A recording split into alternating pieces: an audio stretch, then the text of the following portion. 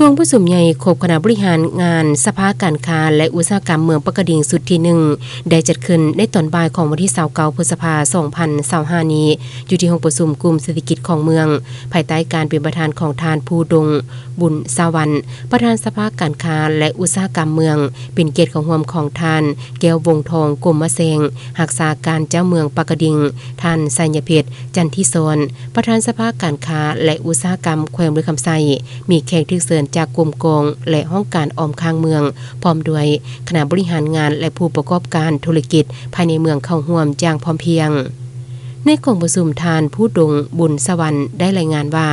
สภาการค้าและอุตสาหกรรมเมืองปากกดิ่งเป็นองค์การหนึ่งที่หาก่อใดรับการสร้างตั้งขึ้นยังบ่ทันมีความเข้มแข็งทางด้านการจัดตั้งด้านระบบการเงินเพราะยังมีประสบการณ์น้อยแต่ถึงยิ่งใดก็ตามโดยน้ำใจหักศาสตร์หักท้องถิ่นของตนและอยากประกอบส่วนผลงานการสร้างสาพัฒนาเศรษฐกิจภายในเมืองไปเคียงคู่กับการจัดตั้งของพรรครัฐระยะ3ปีผ่านมา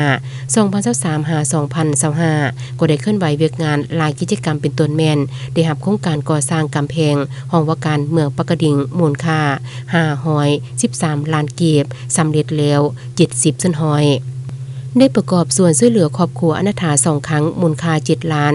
450พันกีบได้สมทบงบประมาณ24ล้าน6แสนกว่ากีบร่วมกับเมืองจัดงานพบปะและเฮ็ดกิจกรรมกับต่างประเทศ4ครั้งสมทบงบประมาณ6ล้าน5แสนกีบเข้าร่วมงานพบปะแลกเปลี่ยนบทเรียนอยู่แขวงคำมวน2ครั้งได้สมทบงบประมาณ12ล้านกีบเข้าในงานประกาศบ้านทงนามีเป็นบ้านสีสันตัวเมืองน้อยสร้างขบวนการต้อนรับวันสำคัญต่างๆจำนวน8ครั้งมูลค่า26ล้านกีบนอกนี้ยังได้ประกอบส่วนช่วยเหลือสังคมที่ได้รับผลกระทบภัยธรรมชาติอยู่ภายในเมืองและสุขยุกองประชุมใหญ่ของเมืองมูลค่า56ล้านกีบบรรดาท่านที่เข้าร่วมกองประชุมก็ได้เห็นดีเป็นเอกภาพต่อบทรายงานและทิศทางแผนการในต่อหน้าพร้อมเดียวกันนี้คณะบริหารงานสภาการค้าและอุตสาหกรรมเมืองปากกดิ่งสุดที่1ก็ได้ขึ้นกล่าวอำลาหน้าที่และได้มีพิธีปอนบัตรเลือกตั้งเอาคณะบริหารงานสุดใหม่15ทานเพื่อที่นำพาต่อไป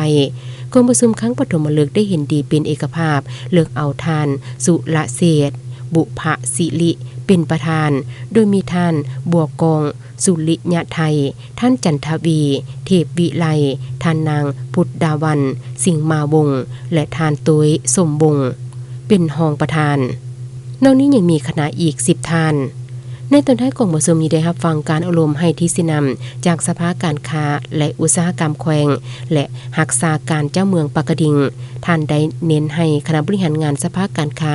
และอุตสาหกรรมเมืองปากกดิ่งสุดใหม่ช่วยได้เอาใจใส่เสริมขยายสิทธิประชาธิปไตยประชาชน